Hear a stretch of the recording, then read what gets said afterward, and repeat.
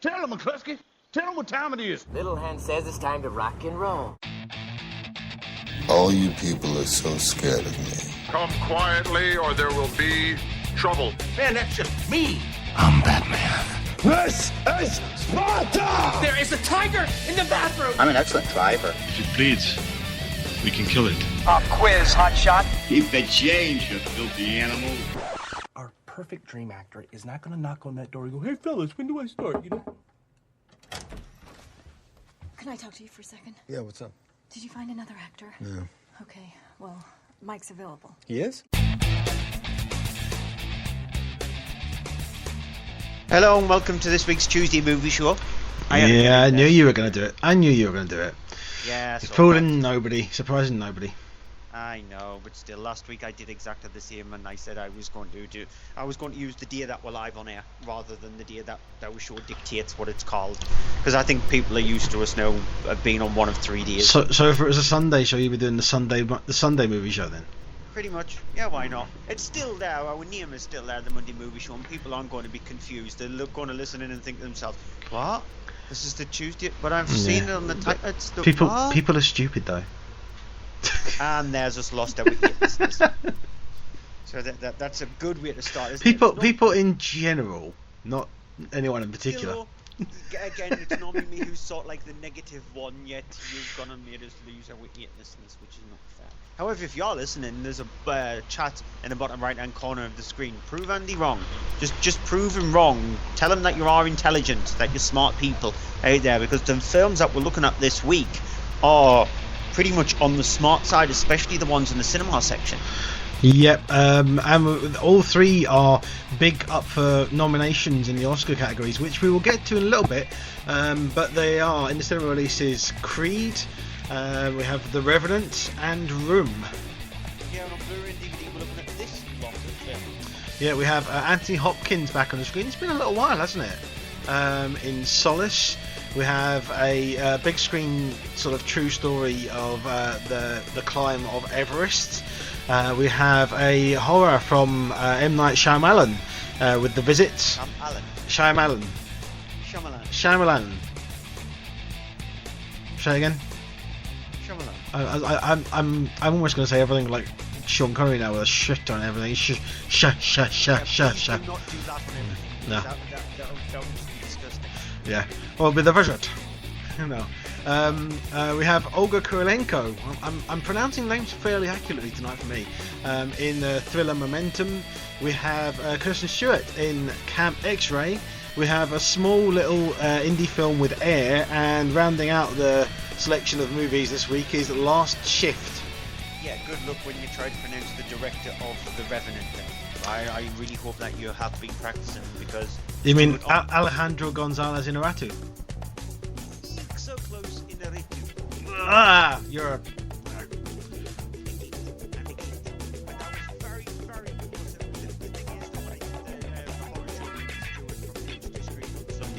He just absolutely butchered it badly.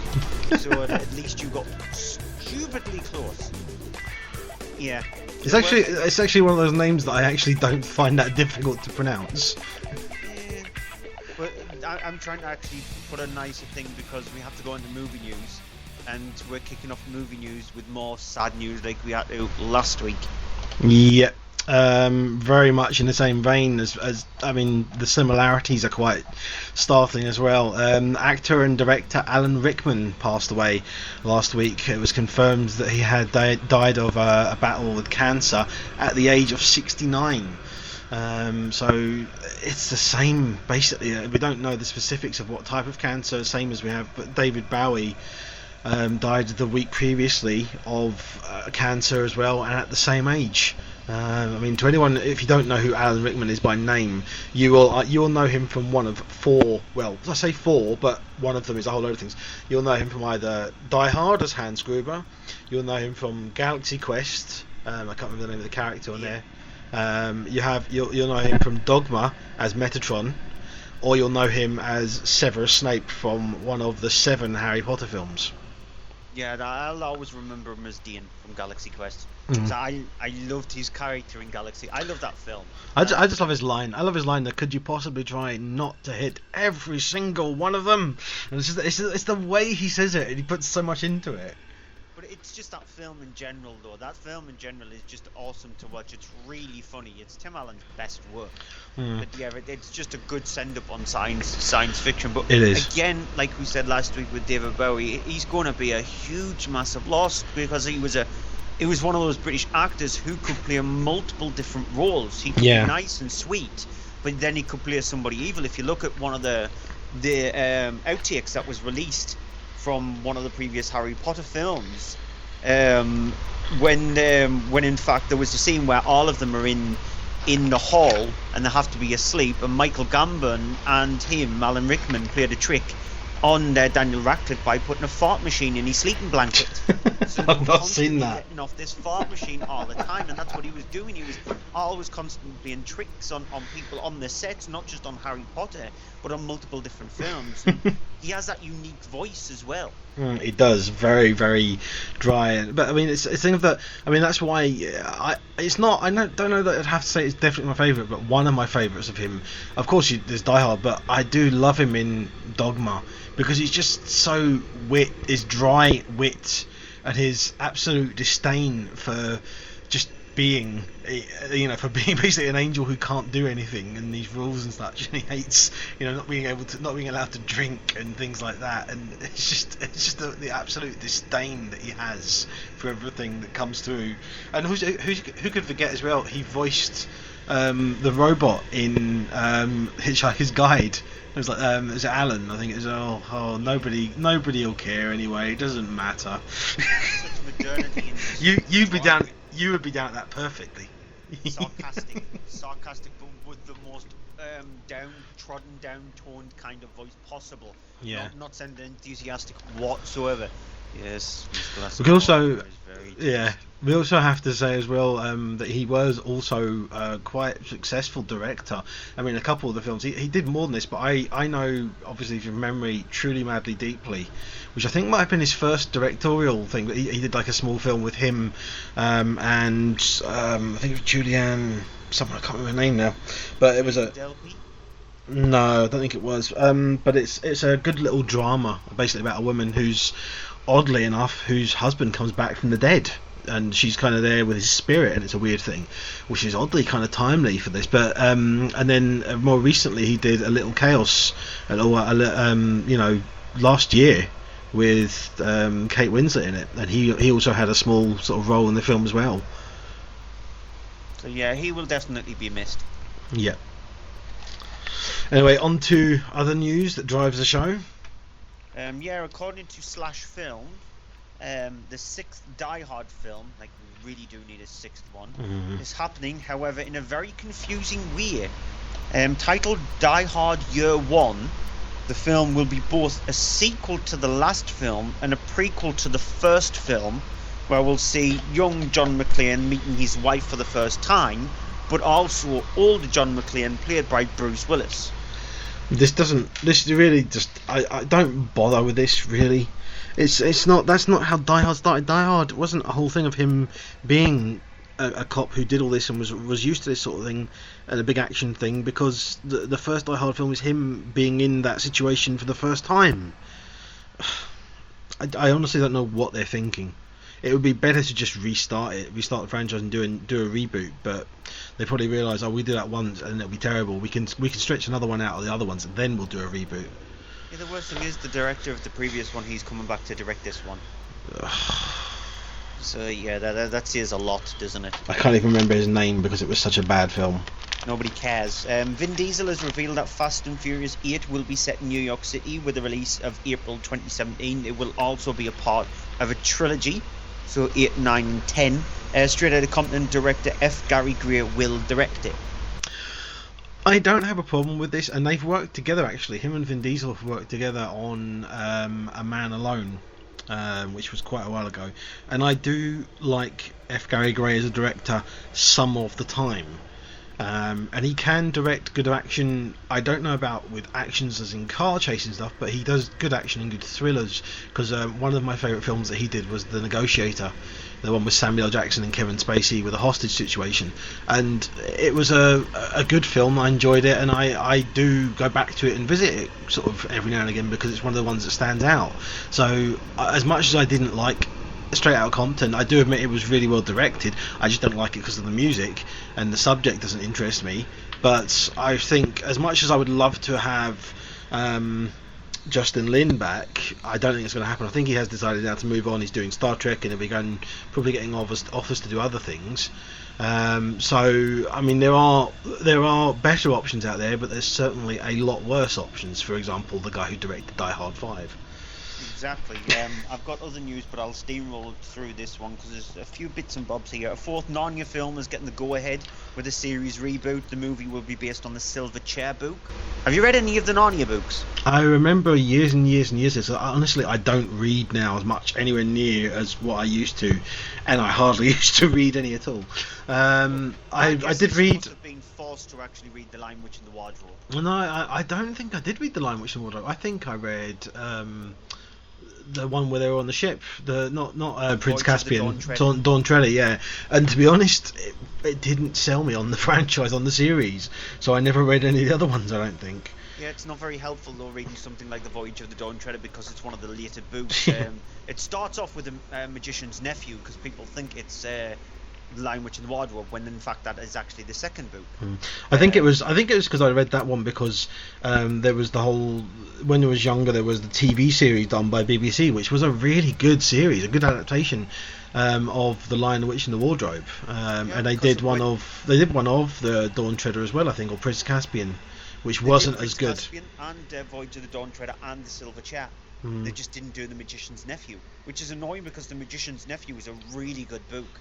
It's very Harry Potter-esque, The Magician's Nephew. So it really sounds, because the thing is they've left it too long, and the films that we've had so far, unfortunately, have this kind of broken and separate feel to them. They don't feel, when you see them, as if they are part of the series, and they really need to, in my opinion, get on it, get someone started on it, reboot it, and do the whole thing with an aim to it being something like Lord of the Rings or the Harry Potter films, and get them done quickly and go through them to keep the characters in them and keep it going through, and have an aim to release one every couple years and have that thing, because it's one of those franchises like the Harry Potter one. You can't leave it too long between each one because then you will lose the audiences.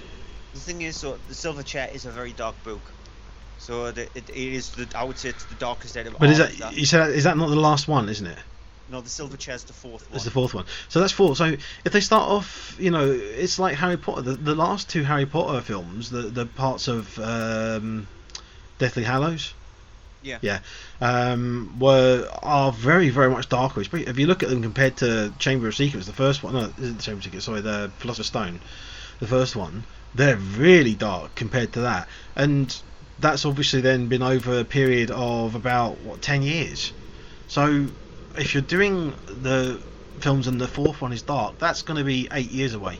That's 8 years to steadily get the films darker as they go along to that, and I don't have a problem with that. But as I said, you need to get to a thing where, because they're going to do this. They said they're doing this now. It's not going to be out for at least another 1.5 to 2 years away. So that's still then. How long has it been since the last one? There's too long a gap. Yeah, about 4 years ago. Yeah, it's too long a gap. To continue it, they need to reboot and do it as a proper franchise, continuous next after next after. They can't leave it too long. Well, the way they've gone it is the next one would be the Silver Chair anyway. So because they're sort of like, they messed around with the way the series actually flows, but the next one would be the Silver Chair, so they are going in correct order. It's just the series itself is strange. It flips on its head. The first one is actually quite dark, The Magician's Nephew. Then it gets a bit more colourful, even though it is set during the war, The Lion, Witch and the Wardrobe. And then it changes up and it's a bit more action-adventure, swashbuckly kind of thing. And then it goes back to darkness. So it's a weird series. Deadpool will not be getting a release in China. Yeah, I did see this. They're saying it's been banned. And the only thing I can say about that is that I mean, you can't say fair enough. It looks as if it is going to be very violent, but the thing I have with that is that I'm all for it being an R-rated film. I actually really look forward to it because the character and the tone of it is not PG-13 anyway, and it would really feel watered down if he did that. But the only thing it does make me worry about is if it's not released in China, because China now has become such a big market for American films, and a big box office taking there means that a film does well, and if they're planning on doing a series, it means, oh, it's good, we can count on that towards doing a sequel. If it hasn't done well enough everywhere else and it doesn't get released in China, and it could have had that done with that little push, then they're planning on doing this as a series and it won't happen, and that would annoy me, because I actually, it's nice to see. I mean, the last time we saw a Marvel or any sort of decent comic book film that was done with a view to being an adult rated film was Blade. It shouldn't be. It's the thing of, I hate when they make films and they go, oh, we've got to make it down to PG-13 to make it so we can make loads of money on it. If the audience is there and you treat it successfully and faithfully, your audience will come to see it. Well, it's the second highest territory in the world. Yeah. And they've also just bought Legendary Pictures. Yeah. So I think something like 12 billion it cost them to buy something like Legendary Pictures, but they have bought Legendary Pictures now. They're not messing around with it that much, which is a smart thing. And so things like Pacific Rim did brilliantly in China. So it's obvious that they will go with a company that sort of like has got a foothold in China anywhere, and so at least they're not tinkering around with the studio. They're still letting the studio get on with what they do best. If only Legendary had a hand in Transformers. Yeah. More news. Early indication is that Juan Antonio Bayona is favoured to direct Jurassic World 2. Now that's very early indications. There's multiple directors, but top of this is Juan Antonio Bayona. Okay. See, he's good at doing big scale, and he's good at doing thriller. The question is, can he do action?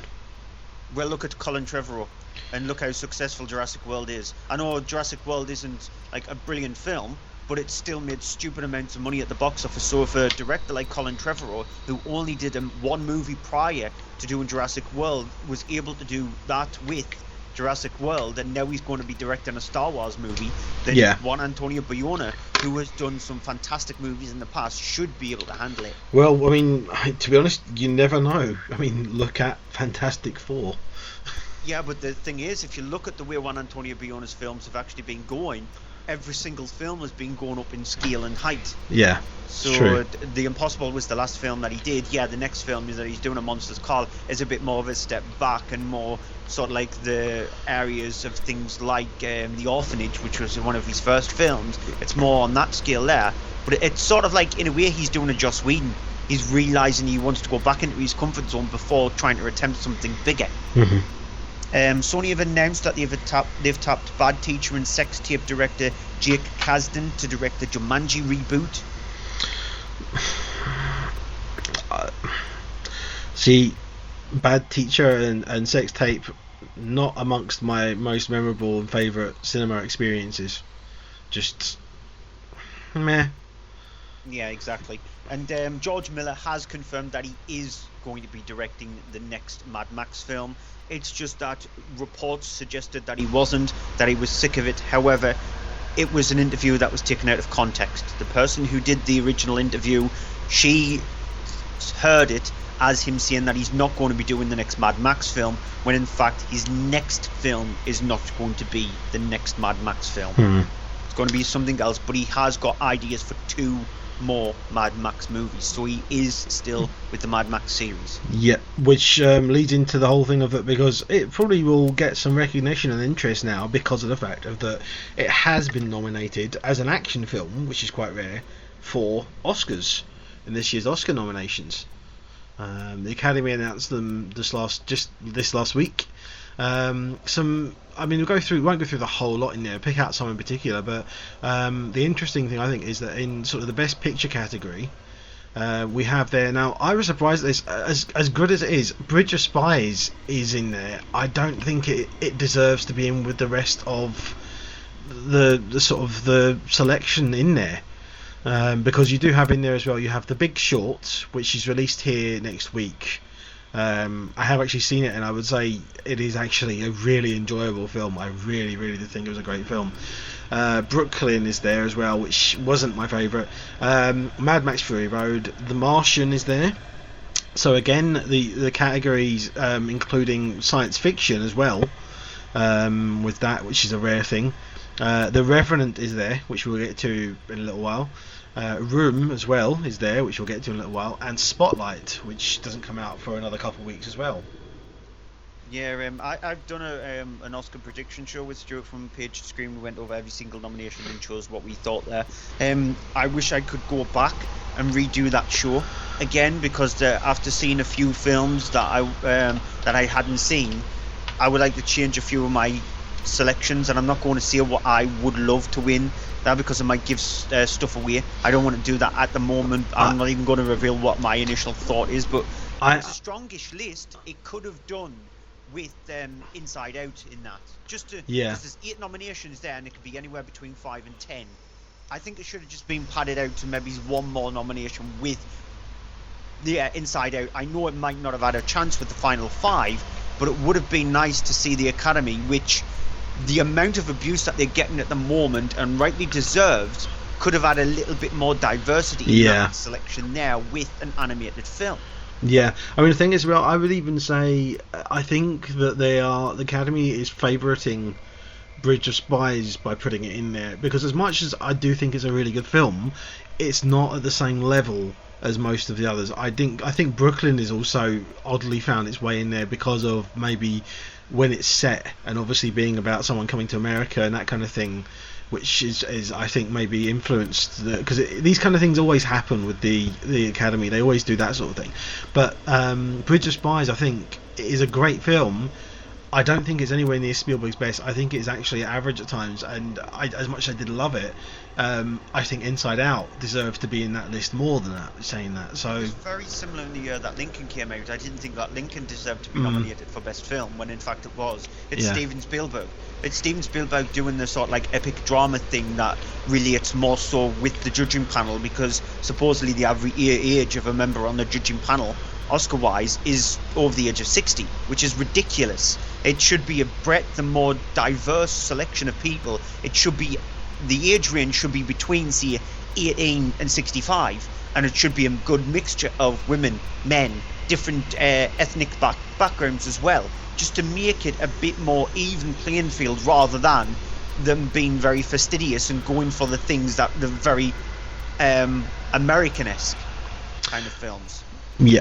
It's very nice to see in there amongst all the sort of different things. I'm not going to go through the whole thing, but seeing in there nominated Sylvester Stallone for Creed, which we'll get to in a minute, but obviously he's up against there Mark Rylance in The Bridge of Spies, and that is where I think Bridge of Spies deserves to win anything, because Mark Rylance was absolutely fantastic in that, and he's up against, Christian Bale is in there, Tom Hardy and Mark Ruffalo are also in the supporting actor role ones, but Mark Rylance I think is the one that should rightly win that. If he doesn't, then I will be screaming, bloody murder. Don't do that. Why not? Yeah. A couple of ones I want to just quickly point out. Animated feature. It's a good list. There's two films in that list that I so want to see. Anna Melissa, which I can't wait to see. But we don't get it until, I think it's not out here until April, May time, which is annoying. So the Oscars have gone by before we get to see this one. This is the latest stop motion animated film from Charlie Kaufman, and it's supposed to deal with some adult material, and it's nice to see that kind of film in the animated section, because people think that animated films are kids movies, when in fact there are a more diverse range of films out there that are aimed at adults as well in animation, and it's very rare that those kind of things get that kind of recognition. So yeah, you might see a PG one with adult themes to it, like for instance When Marnie Was There, which is the final Studio Ghibli movie, but it's still nice to see a 15 rated film animated wise getting the recognition. Also obviously the standout one there is Inside Out, but Boy in the World as well is a really brave film to be nominated in that. It's the Song of the Sea of this year, Boy boy in the world. It's the film that very few people know about, but it's the film that's going to take a lot of people by surprise. And also, the other one that I want to have a quick look at is Best Foreign Language Film. It's another category which gets thrown by the wayside. And there's one film in there which I implore everybody to see. It hasn't got a release date over here yet, but it's the French entry, Mustang.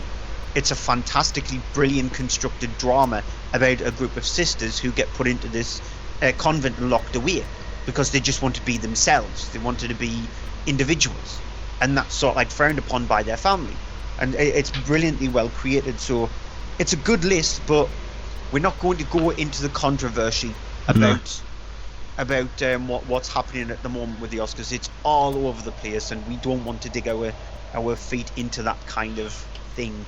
No, a couple of others I'm going to mention. As much as I still haven't seen it, I will try to.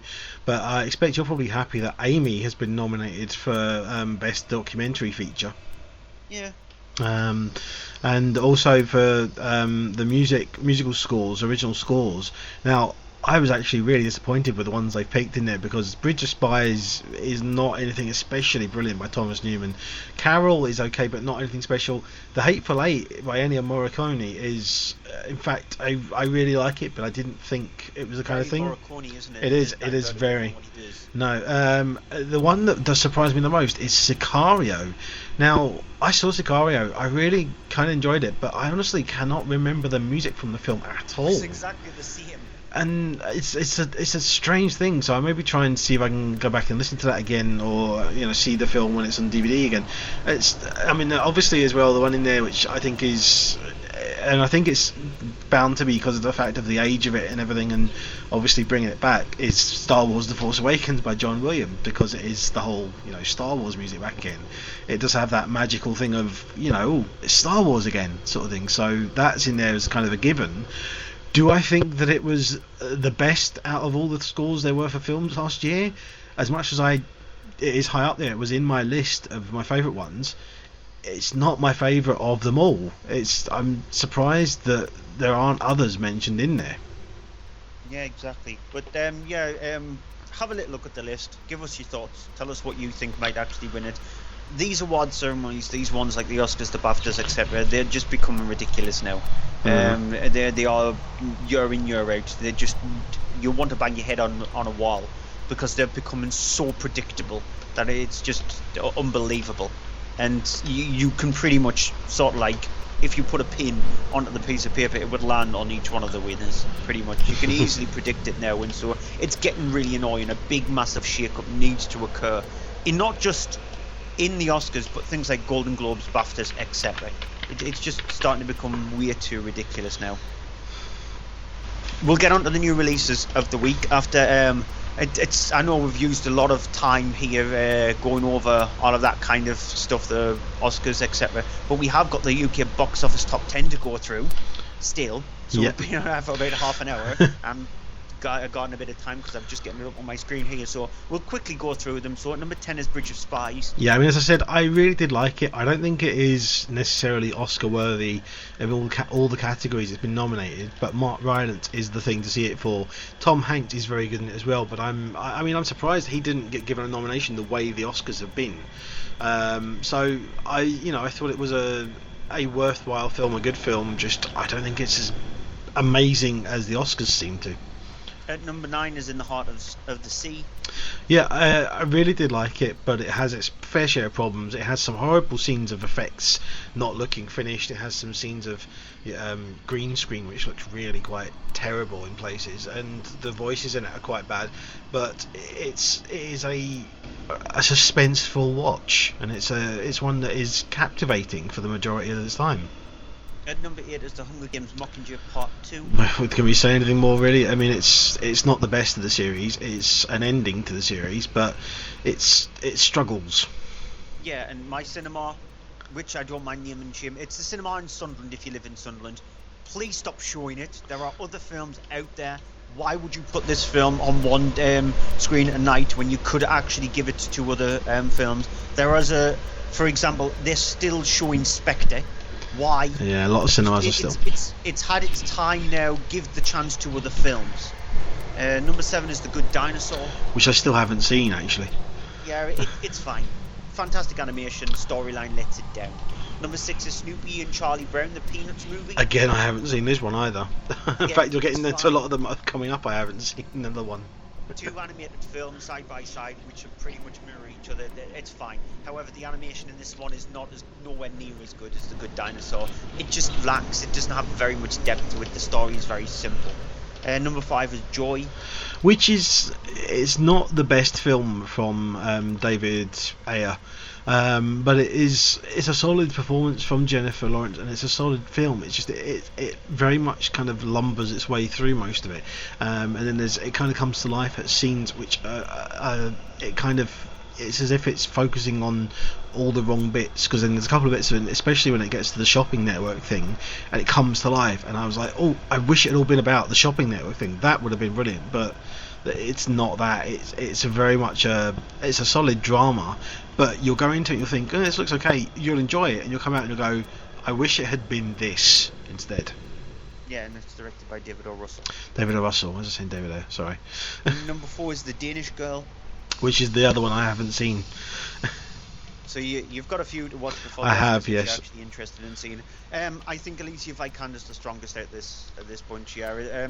Eddie Redmayne does Eddie Redmayne. And she hasn't been nominated, but Eddie Redmayne has. Yeah, which is really, really annoying.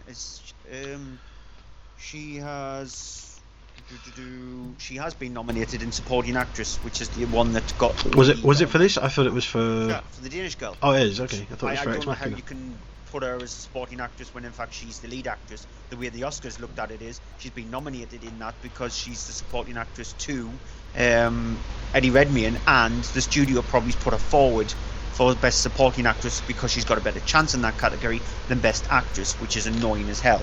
But she is the best thing about the film. Eddie Redmayne is good, very good actually. The supporting cast around her is not very good at all. Number 3 is Daddy's Home. Which is, I mean, it's. I don't want to sound off like I'm being apologist for it, but it is, the typical thing of Will Smith and Mark Wahlberg, which I do think the two work well together. Will Ferrell. What am I doing with names today? The two of them do work well together because you had them in the other guys, and that was a very different kind of film to this. But you have this kind of thing of that it's a reverse buddy film. Oddly, it's kind of like the two of them. They start off as enemies and they're fighting and everything. It's the two of them trying to win over the affections of the kids, and it has moments in it that will make you laugh. It's not necessarily got the whole thing of being a comedy all the way through, but it does have moments that will get a couple of laughs from you, and they're good laughs. And number 2 is a new entry for The Hateful Eight. Which is it's a good drama from Tarantino. I think it's amongst his better written films, but it's not his best film by a long mile. I do think still Jackie Brown, but this is more closer to that in its tone and the whole thing of the story being centered around characters sort of sitting in a room and talking for a lot of it. I do think it's getting a bit tiresome with him having the whole thing of it split up into acts, and then each chapters, and then it being shown out of chronological order. That is starting to get a bit tired with him, and I have that issue with it. It is too long, 2 hours and 40 minutes, or if you see the 70mm one, it's 3 hours and 5 minutes, 3 hours and something like that. But it doesn't need to be that long. There's a whole section early on which could have been cut out. It could have just started in the shack and that was it, and they all turn up one by one and that's it. And I don't hold that against it, but at the end of watching it, your buttocks will. And at number 1, still there. Just still there. The new chart will be out on the website tomorrow. And I'll give you a reason. It's not there at number 1. Yeah. But it is Star Wars The Force Awakens. Yeah, which is, I mean, it's Star Wars, so it was going to be, successful and do well, but it's done really well because of the fact that the film is so much better than you could have expected. It has a good laugh with the characters, it has fun, you have interesting characters there that are sort of new ones that are being set up, they are interesting, and they do sort of keep the screen when the original characters aren't there, but it's nice to have them pop up and you get to continue the saga. And J.J. Abrams does a great job of doing that with the whole thing of the feel is back from the original trilogy. Yeah, it's fine. You know my thoughts on it. It didn't get to number 1 though in the Chinese box office, which is the surprise part. But yeah, on to the new releases of the week. First up, it's a hand hitter this week. There's 3 big, massive movies. Creed is the first one up. It's directed by Ryan Coogler, and it's sort of like the reboot of the Rocky series in a way. Sylvester Stallone is sort of like handing his boxing gloves over to somebody else, and in this film he does actually reprise his role as Rocky, but he's more of a mentor, he's more of a coach rather than actually being the lead main role in the film. That, however, is being given to Michael B. Jordan, who plays Adonis Johnson, the son of Apollo Creed, who was at the start of the film you see Adonis sort of like day-to-day lives kind of thing. He finds out about his father, he wants to follow into his father's footsteps, and the best person to actually do that with and help with is Rocky, because he did have a fight with it, and it's sort of like Rocky looked up to Apollo Creed. He was sort of like, he looked at his opponent as being better than him, as sort of like a friend rather than a fighter to go up against. And so Adonis seeks out the help of Rocky. Here's a clip. This was taken from the 10th round of the first fight, right? Good call. How'd you know that? I heard about a third fight between you and Apollo. Behind closed doors. That true? How'd you hear about that? Who won? It's kind of a secret. What'd you say your name was? Donnie. Okay. Well, the girl said you wanted to talk about something? Yeah, I want to talk to you about training me. Training? I don't do that stuff no more. Sorry about that. Listen, it's getting kind of late, kid, so I'm gonna close up. How good was he? Apollo? Yeah, he's great. He's a perfect fighter. Ain't nobody ever better. So how'd you beat him? Time beat him. Time, takes everybody out. It's undefeated. Anyway, I gotta lock up. So when Mickey died, he came and talked to you, right? Talked you out of quitting. Took you to L.A., trained you, brought you back.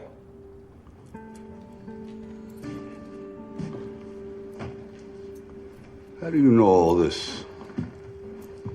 How do you think?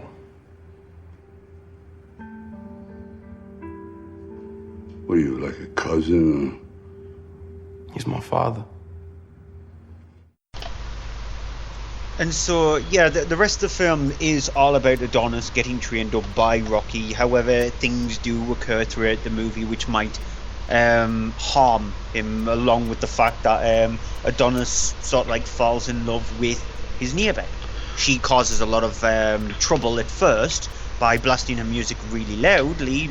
It's understandable why she's doing that, because it's sort of her job. But he starts to fall in with her, and it changes dynamics a lot. It changes the way Adonis thinks. It sort of like riles his blood up a little bit more. However, with the help of Rocky, he sort of like brings that down and tries to bring out the boxer that he is inside of him. Now, it's brilliantly acted, very well acted actually by Michael B. Jordan. Sylvester Stallone does a really good job as well. I don't think it's sort of like Oscar-nominated kind of material. I think they've just done that, the Academy, because it's probably the best chance that Sylvester Stallone is ever going to get to be nominated for an Academy Award, and so they thought it's probably about time they did that. And I don't think his performance is strong enough. There is stuff in the film where it shows that Sylvester Stallone can act, but not on the acting kind of quality that we have seen from multiple other actors in 2015. Like I said, Michael B. Jordan handles the role brilliantly. The gloves have been passed over to somebody who can sort of like bring the story forward and make it more interesting, make people attach themselves to the character, because he is a bit of a hothead, but it's an understandable hot-headedness with him. So the film itself, it's nicely shot. It is a bit sort of like lagging at times. It's slightly too long. There is stuff in the film which could have easily been cut and reeled back and changed a little bit. But the way the film goes, it's very well done, and specifically the fight scene, the main boxing fight scene in the last 20-25 minutes of the film, it looks like you are actually watching a proper boxing match. And when these kind of films shoot those things like that, like for instance Warrior, when you were watching the MMA fights, they looked real. They looked like they were making proper contact with each other, and you could feel every punch, you could feel every kick. In this one, it's the same. When a punch lands onto an opponent, you feel it. You sort of like reel back a little bit. You would be in the same kind of situation if you sort of like built yourself up like Michael B. Jordan, which in fact he's like a man mountain in this one. If you see him from something like Fantastic Four compared to him in this, it's completely different. It's like Jake Gyllenhaal when he went from being a Nightcrawler to being in South Park. It's an actor who was sort of like attached himself so much so into the character that he wants to breathe depth and he wants to breathe life into that character and make him feel more real. So overall, the film is very good. Some very good acting in the movie, but it could have been shorter, and there could have been some scenes that easily could have been slightly changed and reeled back. I agree largely with what you're saying. I don't have any issue with Stallone's performance. I actually think there were some moments in it where Stallone... I've actually seen this twice now, but the first time I saw it, and I'm not someone who's a big fan of the Rocky films. I never got into them growing up, and I was never a big fan of the Rocky films at all. I've seen them, but I have memories of parts of them, but they don't really hold a special place for me as they do for a lot of people. I thought though there were moments where I genuinely connected with both the characters. I thought there was, because it's something that we won't go into what it is for spoiler purposes, but there's something happens to Rocky later on, and you kind of go, ooh, and I started to actually feel for the character and feel for everything, and I think it's down to not just the whole thing of there being Rocky kind of the legend thing, because as I say, I don't have that connection with it, but I thought that it was brought through brilliantly by Ryan Coogler through it, and by their performances, and also by Michael B. Jordan there with him, and the scenes that happen and such, as well as him, obviously that he's got his own thing he's doing, and the character then being built up for the whole thing of being the question of being worthy of the name Creed and such, and I connected with it emotionally a lot more than I expected to, and that I expected it was going to try and do, and so for that I thought it was impressively done. It's just a shame to say. It's odd. In this week we have three great films released in the cinema section. None of them is bad, but just unfortunately Creed is not going to be my movie of the week. I'll say that now, and it's just unfortunate, just purely because of the fact of that it's not the best one of the three. Yeah, the thing is though, alluding on to Sylvester Stallone and something that does actually happen to him, it's stupidly predictable. Because you knew that it's probably he is handing the torch over to somebody else, and that was probably the obvious route for them to go down, which they went down, and that it's sort of like it doesn't add much sort of like impact. When I watched it, it didn't have any impact to me because I sort of saw it coming from a mile away. It was obvious that they were going to go down some kind of route, and they went down the obvious one. They could have tried something else. They could have done something different. But instead they went down the obvious route. There is two, I would say, things that you might think, and it's the obvious one out of the two, for me anyway.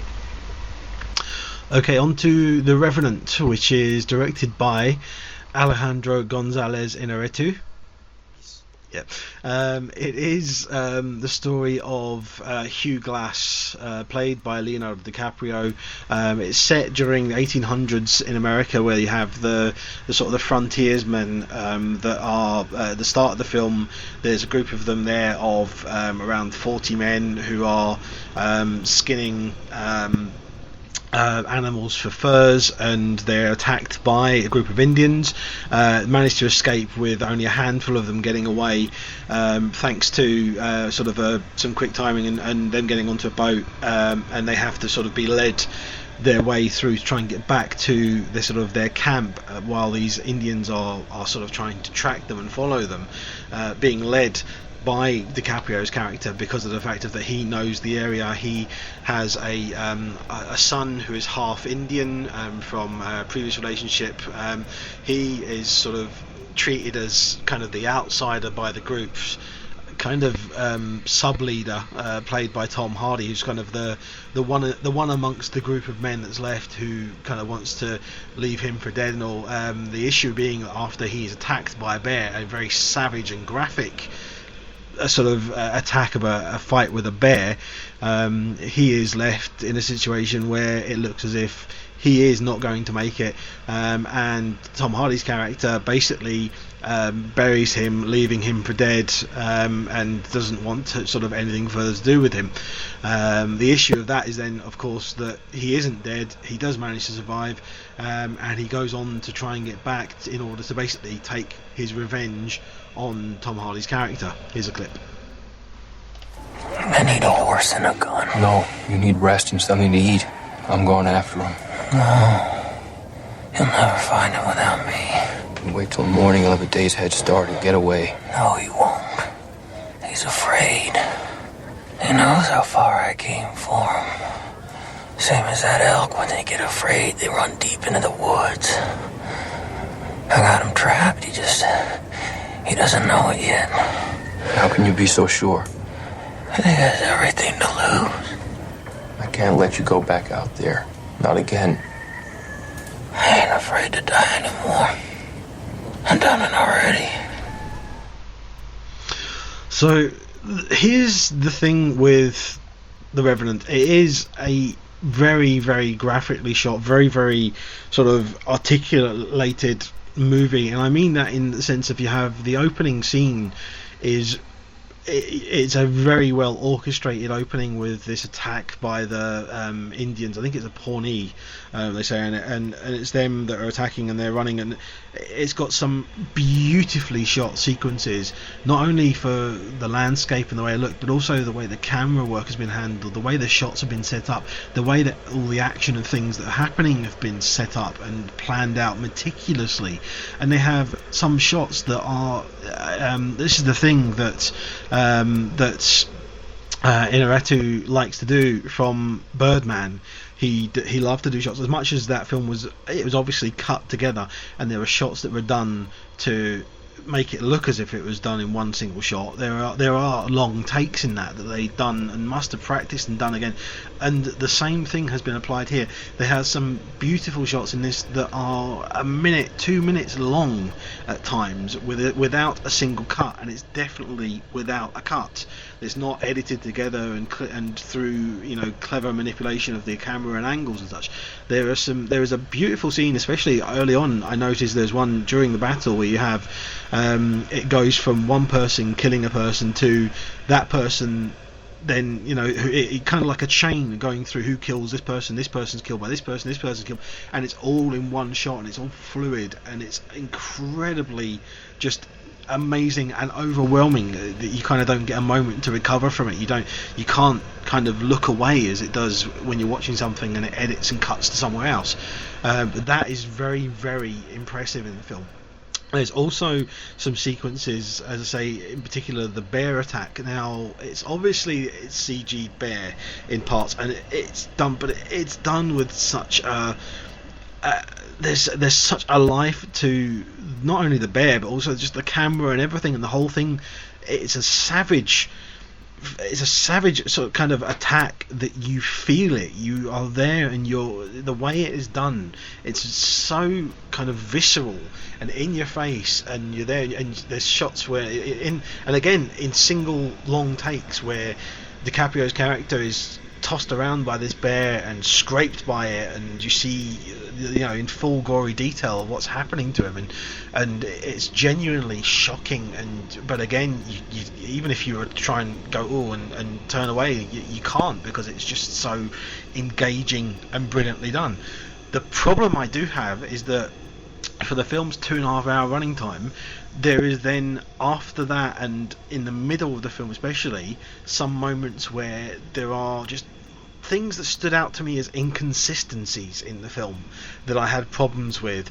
That there are certain things, then you have sequences where the character who is one moment is limping around using a tree as a crutch to walk around, and then the next moment is running and jumping onto a horse, and and things like that I found very distracting and very much took me out of the film. I had issues with that. I did feel there were sequences, especially in the middle, where there is this kind of lull for a good sort of half hour, 45 minutes of the film, where it didn't add anything to it by having so many sequences. As much as you've got the character is struggling for life and trying to come back, and there are some scenes there that are powerfully done, you kind of come out of it though, and you're like, go, well, that was powerful.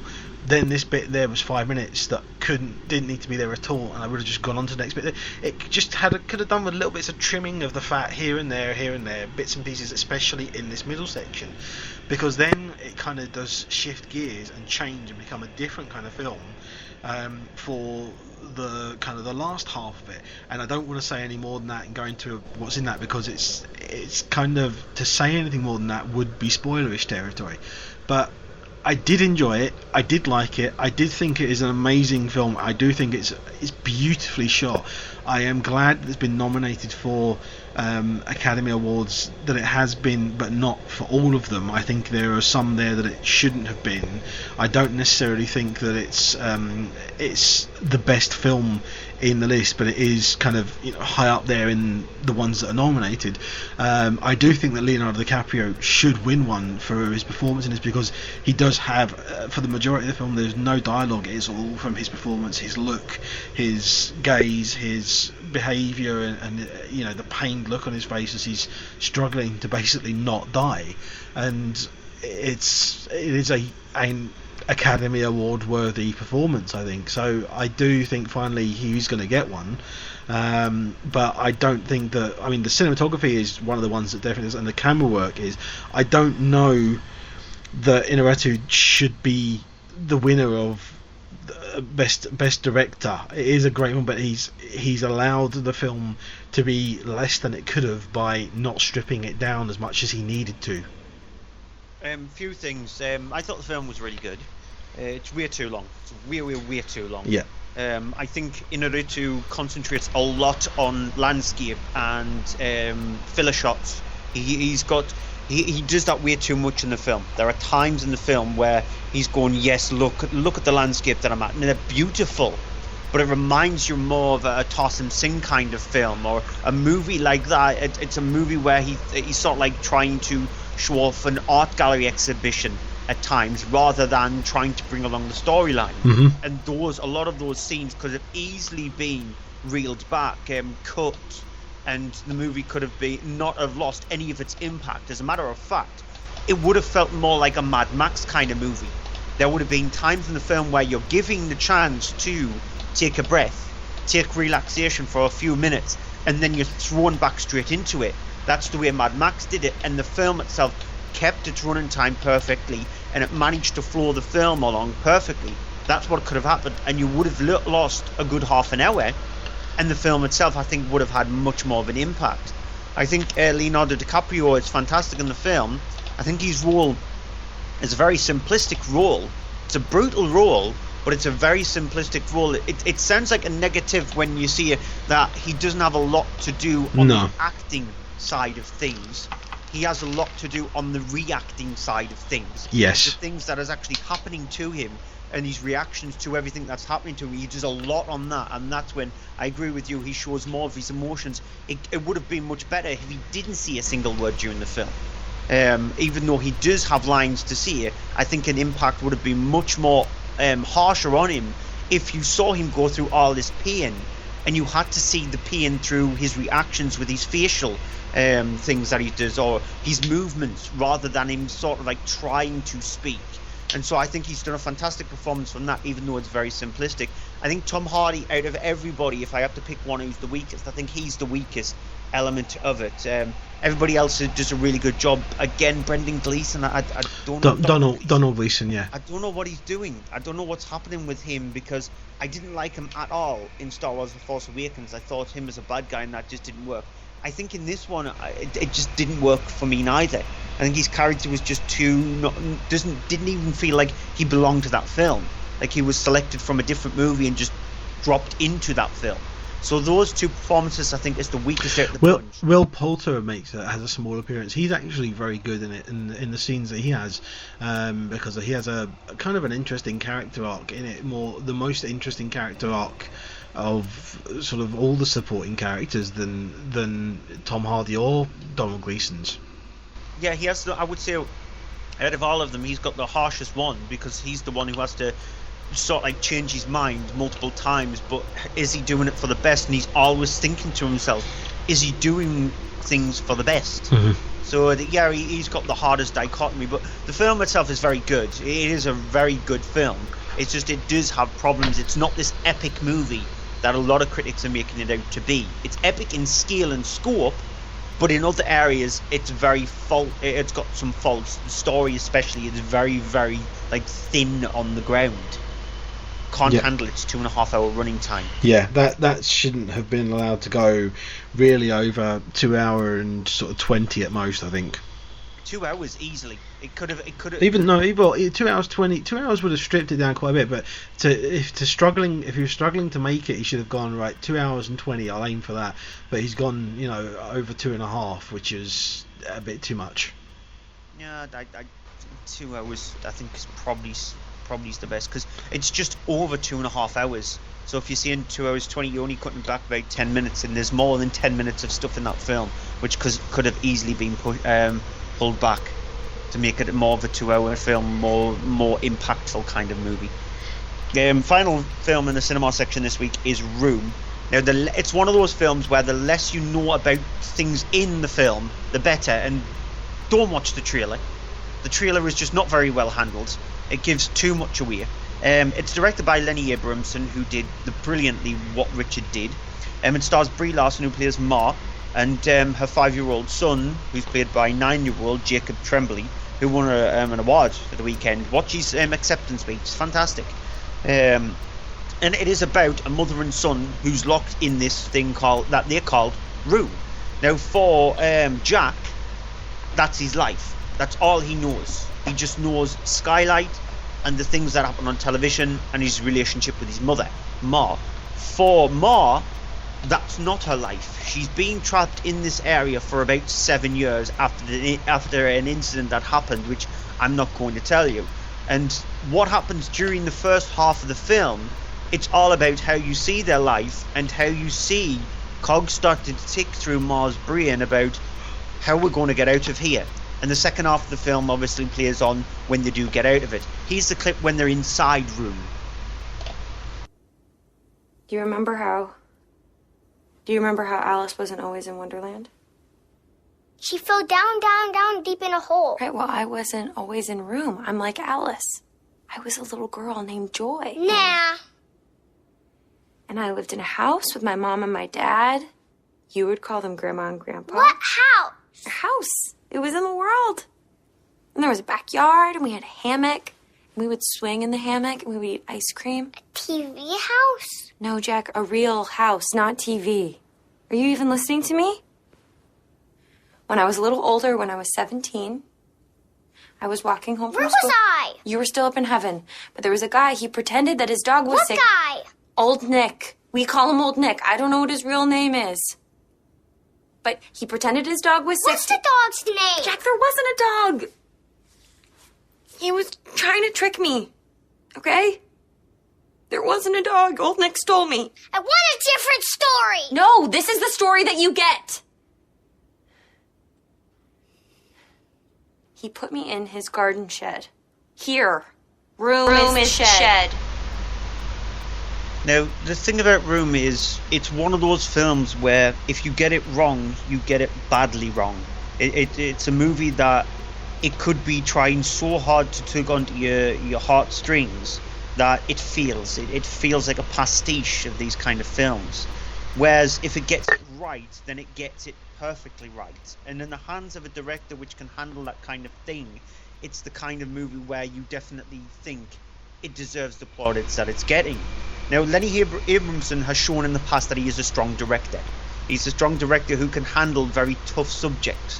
What Richard Did, for example, is a film about a kid who has sort of like got everything, then does something that destroys that everything. And it's about his descent into what he is going to do and how his life is affected. And in this one, it is about somebody who's kidnapped and her son ultimately only knows Room. So it's a really hard subject to try and tackle. And considering the scope of the film itself, it doesn't expand on itself until you get into the second half of the film. So it's with joy to see that this movie is just stupendous. It's absolutely amazing. I can't think of any more superfluous words to say about how much I liked Room. when I grade films, it's a thing that we shouldn't do. Putting a score next to a film is just wrong. When I read a review of a film, I don't look for the score at the end. I read the review. But it helps us trying to pick movies at the end of the year. I've always said I would never give a film a 10. Never. The only film I ever do that is Stand By Me. I've never ever given another film a 10 out of 10. This film is not a 10 out of 10, but it gets very close to getting near to the high end stuff, getting to 9.5s, because the acting from Brie Larson and Jacob Tremblay is just outstanding. You believe that they're mother and son. You believe absolutely everything about it, because if you listen to the director Lenny Abramson, he said for a few weeks prior to this, all he wanted to do is for both of them to know each other, to go along, have a lot of fun, theme parks, things like that, create a bond, and that's exactly what they've done. You think that it's an actual mother and son locked into this, and that's the other thing. It's a real thing. This could actually be happening right now.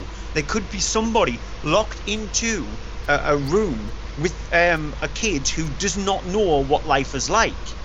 Then to also make the second half of the film as strong as the first one, especially when Jack has seen the world for the first time, it's not all flat. It's not all what he describes in the first half of the film, like TV.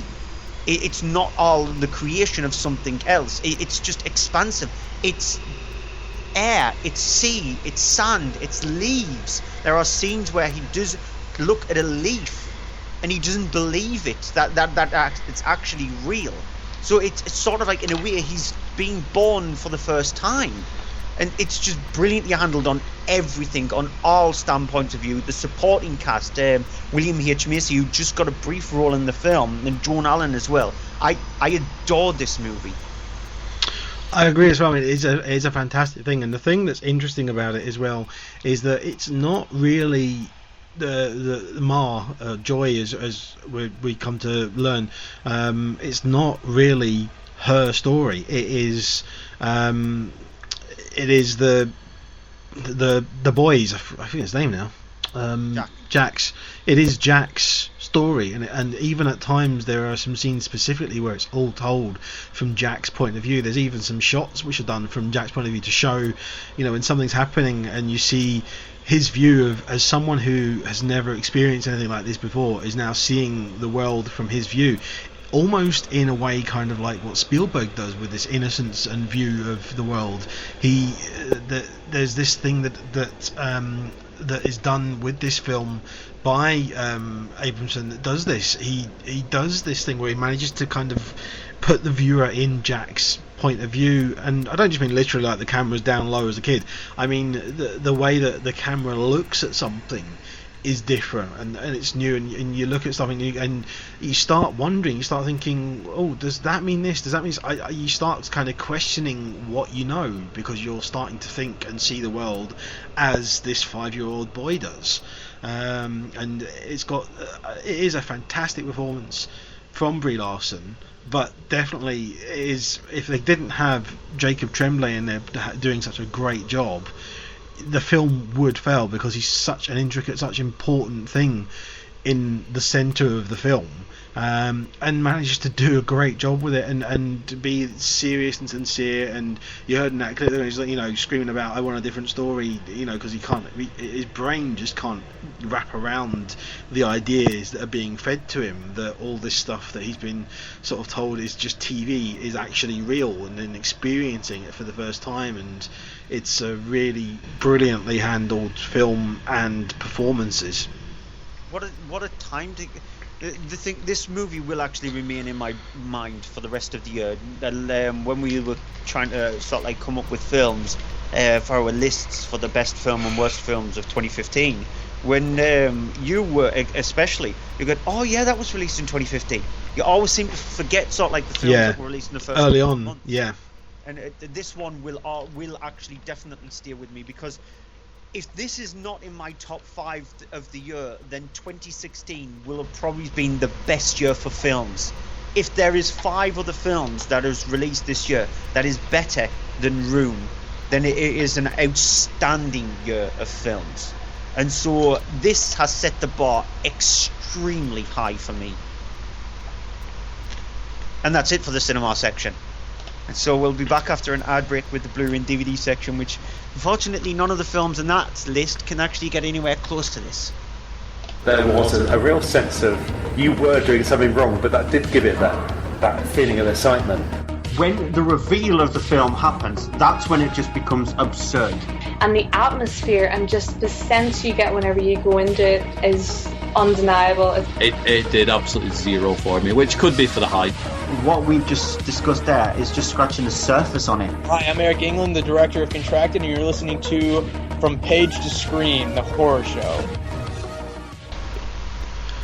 And we're back with this week's show, going into the DVD and Blu-ray section, which includes reviews of these movies. Anthony Hopkins has to hunt down a serial killer in a very strange way in Solace. Then we have true life mountain climbing thriller drama with Everest. M. Night Shyamalan gives us a visit with Grandma and Grandpa. Something strange might be happening there. Then we have sci-fi thriller action movie Momentum, drama camp X-Ray, small independent film Air, and we'll round things off with the bargain basement movie of the week, Last Shift. Yep, and we'll end the show, of course, with some TV movies of the week, a clip of next week's films, one of them, and also we'll look through as well. What was I saying? Look through the chart. Yes, sorry, no, I'm getting distracted. I was trying to find my list of the chart because I couldn't find it. Sorry, but we'll go into now the UK DVD and Blu-ray top 10, starting at number 10 with a new entry for 45 years. I've not seen. Right. I did think this was a bit of an average film, but I do like it as a drama. I do think the acting is brilliant there. And the thing is, I'm just going to say as well, because we went through the Oscar nominations, I didn't count them in there because I didn't read through all the sections, but Charlotte Rampling is actually nominated for Best Actress for this film as well, and it is a great performance. I don't think it is the best of the lot there, but it's nice to see she gets a recognition and nomination for this because it is a very, very good performance. Number 9 is The Theory of Everything. Yeah, nominated last year for Eddie Redmayne. He won it then. He's probably going to win it for the Danish Girl this year. It's a very good film, The Theory of Everything. It's just in there because of the Oscar hype that's happening. Number 8 is Inside Out. We've said absolutely everything we possibly can about Inside Out. It's a fantastic animated film. American Sniper is at number 7. I don't know why this is in here. Probably it's just there because it's cheap. It's a movie of two halves. Very good half, which involves him in Iraq, but the second half of the film, it just doesn't work.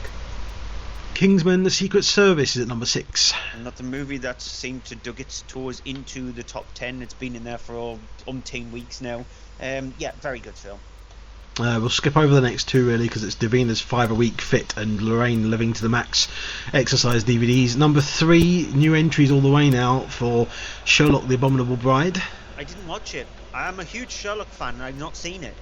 Okay, surprised by that, but I have to say I really enjoyed it and I was surprised by what they have done with it. I wasn't expecting that at all, and I don't want to say any more than that really because it will kind of be spoilerish. I'm sorry, I'm having problems with mine. I can't see mine actually. You're going to have to go through what's 2 and 1 because I can't actually. I know what number 1 is, but I can't think what number 2 is, and I've lost it on my screen. Number 2 is new entry for No Escape. Yeah. Yeah, No Escape. It is sort of like your average thriller movie. Owen Wilson